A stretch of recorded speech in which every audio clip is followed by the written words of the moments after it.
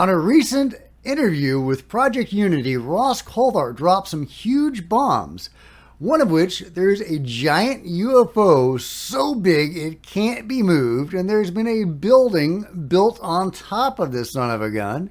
Also, that the U.S. government possesses UFO technology, and he has a whistleblower who has actually seen one of these craft flying around at close range. So let's talk about it. Get in here. This is Jack with Cosmic Road.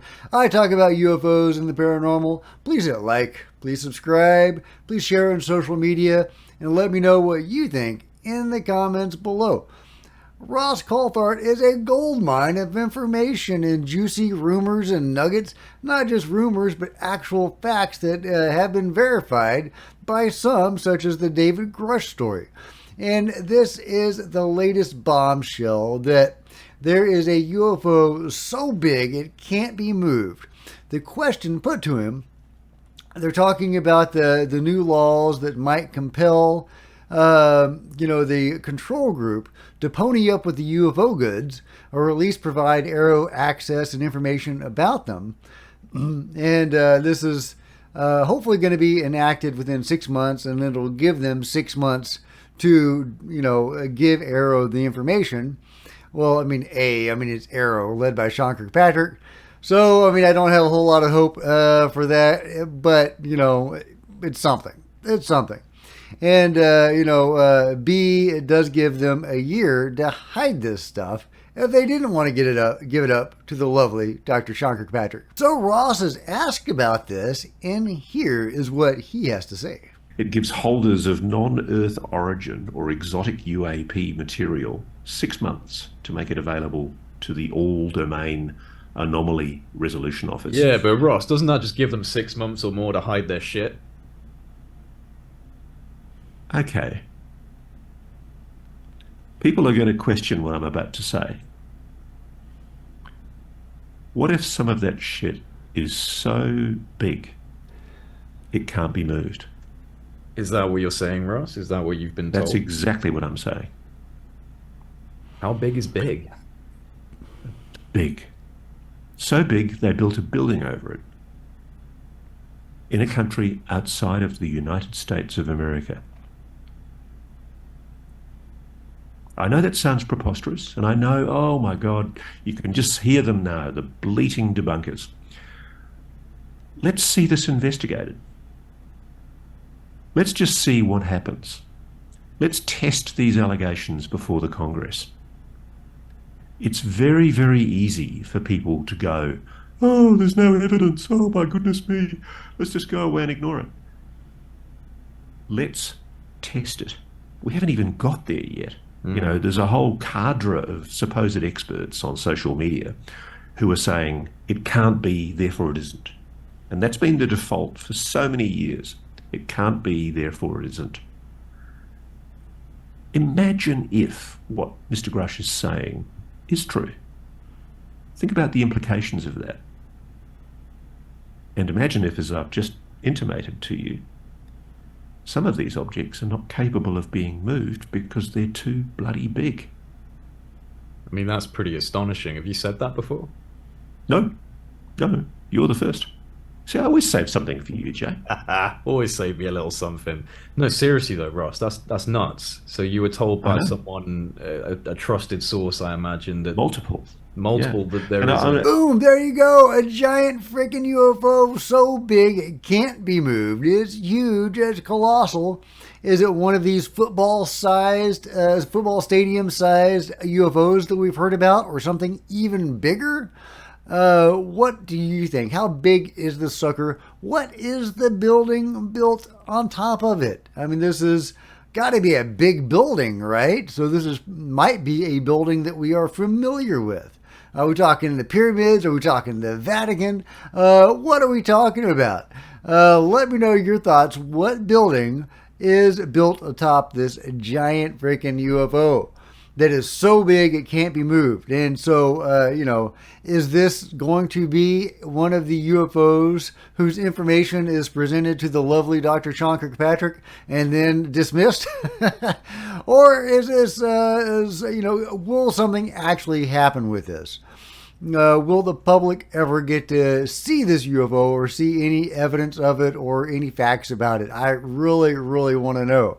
There's some giant UFOs out there in the lore, like the Space Ark, which is really, really interesting. I recently listened to a remote viewing session by multiple remote viewers viewing the Space Ark, which is deep underwater. And the remote viewers were making good contact with it, and they were all saying largely the same thing. Anyway, a giant UFO with some really crazy stuff going on inside of it, deep under the water, that the government knows with, and they send people there, and there's portals, and anyway, it's a whole nutty thing. But yeah, so that's the sort of possibility that you might get with these giant UFOs. There's the amazing tech that might be aboard them. And, maybe some ancient knowledge from other places. Who knows? And even beings, potentially. So, this is super, super exciting. However, will the public ever get to see any of this? Is this information that is going to be delivered to Arrow within a year or 6 months after this law is enacted, if it is? And what happens if it does go to Arrow? Does it just go to Arrow to die? I mean, a best case scenario, Sean Kirkpatrick actually does something with it. He actually does what he says he's going to do. If he sees evidence of ETs, he'll send it to NASA to die. So I'm really not optimistic about the current state of Arrow or any sort of disclosure involving Arrow, or that has to go through Arrow or NASA for that matter. Anyway, elsewhere in the interview, Ross also talks about some really, really juicy stuff. He talks about the government possessing anti-grav technology, and a whistleblower that has come forward to him, or maybe a witness would be the better way to say it, who saw a black triangle at a military base doing some fantastic maneuvers. Here goes. I mean, I had a conversation the other day with somebody who was witness to what they say were American personnel on a Air Force base in the continental United States, apparently working on a hovering large black triangular craft that was seen to deploy from the base in a almost instantaneous velocity way, and to then instantaneously reappear not too long later. And that witness said to me that they were left in no doubt at all that what they'd seen was American personnel testing technology. I have to balance that with the fact that I have no corroboration of that. I have no way of testing the veracity of that person's claims. I have to also balance that with the fact that there are people who have said publicly, who are sympathetic to the notion of transparency, that the United States, whilst it is in possession of these craft, hasn't been able to do much with them at all. It hasn't been able to achieve much in the way of reverse engineering. So, frankly, I don't know what to believe. I would like to believe, I sincerely hope that the United States has made the breakthroughs that we all hope they've made. Isn't that crazy? We've heard stories about the military possessing black triangles forever. The Aurora, the TR, whatever it's called, TR-38, TR-3B. Anyway, so we've heard these stories forever. Apparently the beings have black triangles as well, and sometimes very large triangular ships, but we also possess our own triangles. Did we build them? Were these gifted to us? Who knows? Because there are, I've talked many times about how the best evidence seems to suggest that the control group is working with the beings, or at least has in the past, in probably an ongoing relationships, since it seems to have, we seem to have had contact and interactions and working with them since the late 50s up through Bob Lazar's time in the, 80s and 90s. So probably that is an ongoing relationship, ongoing till today. But, who knows? Anyway, we've got these giant, we've got flying triangles. Who knows what else we have? But I did want to highlight, because many people seem to think that the triangles are all ours, and they're not. The beings have triangles too. They They were seeing triangles in World War II. I did a video a few months ago talking about a Wendell Stevens, the famous UFO researcher Wendell Stevens presentation, where he was talking about the Foo Fighters and the various shapes of the Foo Fighters. And much to my surprise, because I had always thought the Foo Fighters were pretty much just the luminous balls of light, as the name would imply, right? False fire.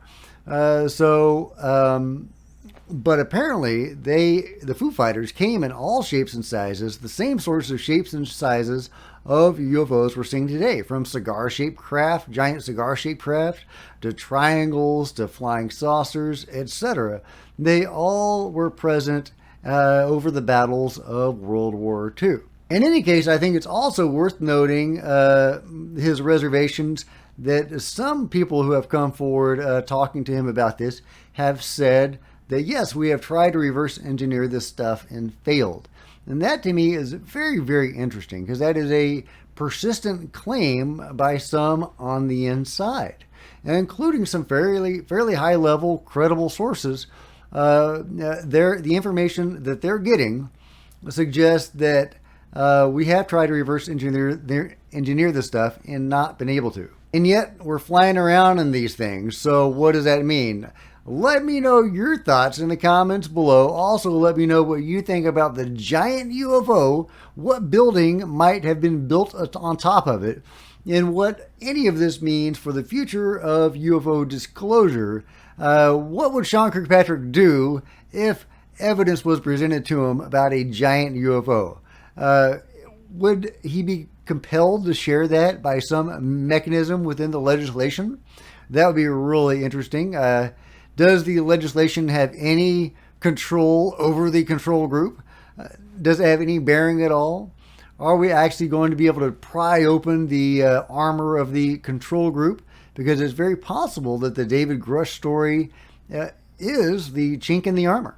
I think that is entirely possible, and we might get some access to these at least surface level programs. If we do, I think it'll probably be the programs that have failed to reverse engineer this stuff. I think that's the story that we're going to get. Is this a slow roll disclosure where we'll get a little insight into these programs eventually. I don't know how long that'll take, but they will slowly reveal that they have been reverse engineering this stuff without any result. Later on, they'll reveal maybe some bodies.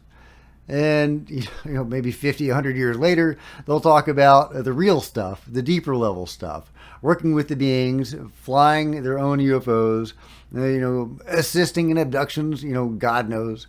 And maybe they will only do that when the abduction phenomenon reaches its fruition, because it does seem to be a project with possibly an end date and an end goal.